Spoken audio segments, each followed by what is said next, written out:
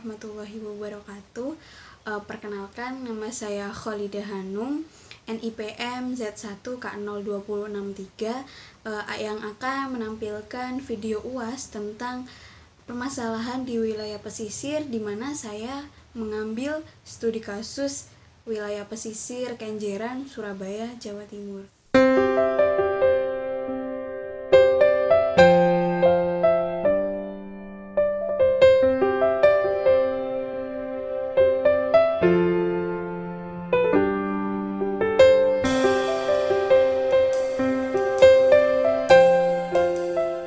Permasalahan yang pertama yaitu pencemaran di perairan Kenjeran, Surabaya, Jawa Timur.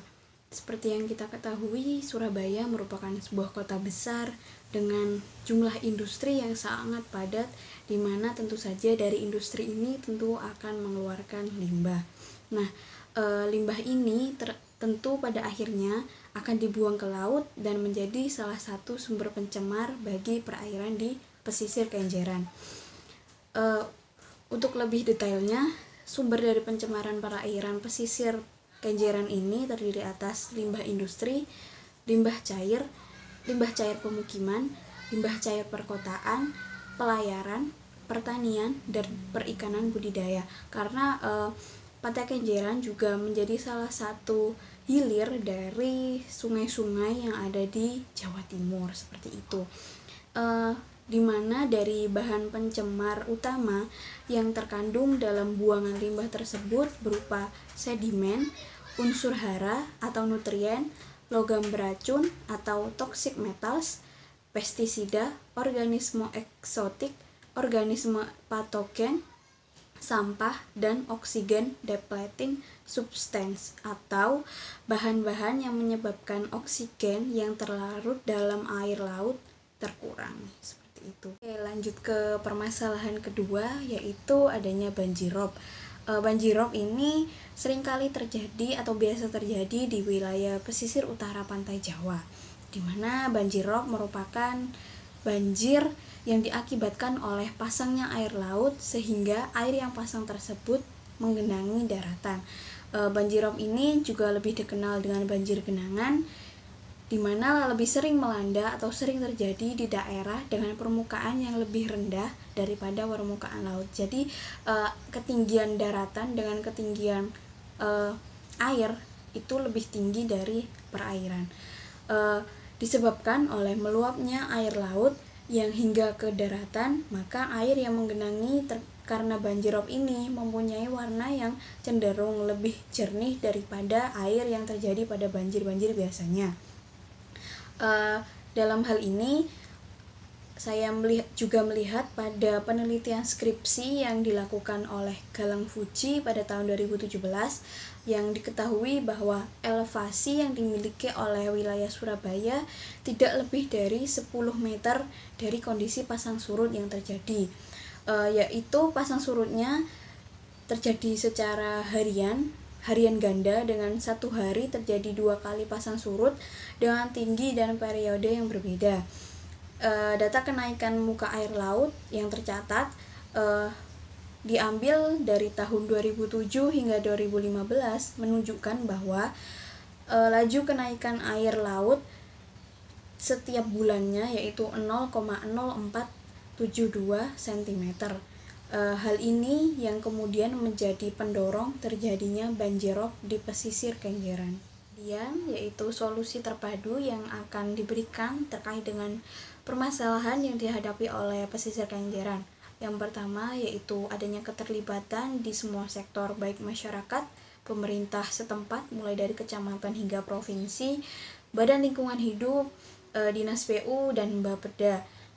Yang selanjutnya yaitu dilakukan pendekatan terhadap masyarakat utamanya dan pemerintah setempat terkait kebijakan yang nantinya akan dilaksanakan yang melibatkan berbagai bidang ilmu termasuk ekonomi, sosiologi, ekologi, dan lain-lain yang tentu saja masih relevan.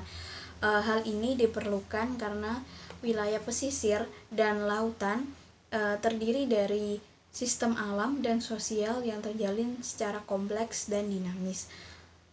Yang terakhir, yaitu permasalahan pengelolaan pesisir yang terjadi di Kenjeran Surabaya ini secara keterkaitan ekologis, yaitu terjadi akibat dampak manusia. Kedua permasalahan yaitu baik banjirop maupun pencemaran perairan sama-sama diakibatkan oleh interaksi manusia yang berperan sebagai penyebab dari permasalahan. Oleh karena itu, dengan peran manusia pula seharusnya dapat dilakukan usaha konservasi maupun restorasi terhadap kawasan pesisir Kenjeran, yang mana hingga saat ini diketahui bahwa kondisinya cukup kritis. Usaha atau upaya yang dapat dilakukan adalah dengan melakukan pengelolaan limbah industri agar tidak langsung dibuang ke laut. Bagi perusahaan, industri maupun rumah tangga seharusnya memiliki prosedur pengelolaan limbah sebelum dibuang ke sungai yang pada akhirnya nanti akan dibuang ke laut. Seperti salah satu yang dilakukan oleh masyarakat Kelurahan Sukolilo Baru, Kecamatan Bulak, yang diteliti oleh Maulidiah 2015 melalui pengadaan bank sampah yang dikelola oleh masyarakat setempat, di mana hal ini merupakan tahap awal dalam pelestarian lingkungan pesisir yang kemudian di kedepannya akan dilakukan pengembangan, di mana bukan hanya terkait limbah organik dan anorganik, tapi juga tentang limbah cair, di mana limbah cair ini seperti yang kita ketahui memiliki dampak yang lebih efektif terhadap lingkungan daripada limbah-limbah lainnya.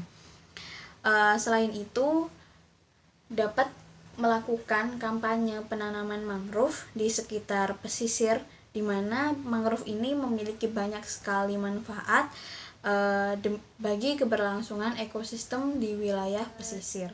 Dalam penelitian yang dilakukan oleh Anik Sulestiani pada tahun 2011, diketahui bahwa secara ekologis fungsi dari penanaman mangrove diantaranya yaitu sebagai pelindung alami yang paling kuat dan praktis untuk menahan erosi pantai dan berperan untuk menjaga stabilitas garis pantai. Yang selanjutnya yaitu sebagai penyaring dan perangkap bahan pencemar, kemudian merupakan daerah berkembang biak dan mencari makan berbagai jenis ikan, udang, burung, monyet, buaya, dan satwa liar lainnya. Yang selanjutnya yaitu akar mangrove mampu mengikat dan menstabilkan substrat lumpur, di mana pohonnya dapat mengurangi energi gelombang dan memperlambat arus sehingga dapat mencegah terjadinya abrasi. Nah, dengan kehadiran mangrove akan mengurangi potensi terjadinya banjir rob di pesisir Kenjeran, sehingga mangrove dapat berkembang dengan baik dan dapat memberikan dampak bagi kehidupan sosial ekonomi masyarakat. Berdasarkan jurnal yang sama, ternyata sudah terdapat pemanfaatan mangrove sebagai objek pariwisata, seperti yang ada di Ken Park, yaitu di Pantai Ria Kenjeran, di mana terdapat pusat oleh-oleh selain sebagai wahana rekreasi. Selain itu juga terdapat ekowisata mangrove yang dibentuk oleh masyarakat setempat untuk pemanfaatan di bidang pariwisata, di mana terdapat ekowisata perahu, pos pantau, dan pemancingan ikan di daerah Wonorejo. Dan tidak ketinggalan terdapat sektor usaha kecil seperti dawet mangrove, sirup, keripik, dan lain-lain. Yang selanjutnya adalah dimensi.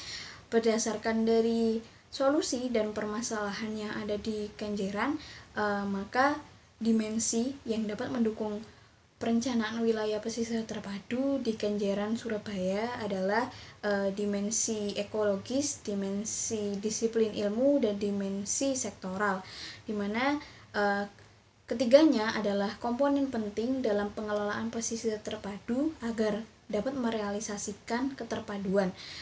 Melalui hal ini diharapkan agar wilayah pesisir lain dapat melaksanakan program yang sama sesuai dengan permasalahan yang dimiliki, sehingga Indonesia sebagai negara maritim dengan segala kekayaan lautnya bukan hanya sebutan saja, namun sebagai bukti nyata. Jalas Veva Jayamahe, justru di laut kita jaya. Wassalamualaikum warahmatullahi wabarakatuh.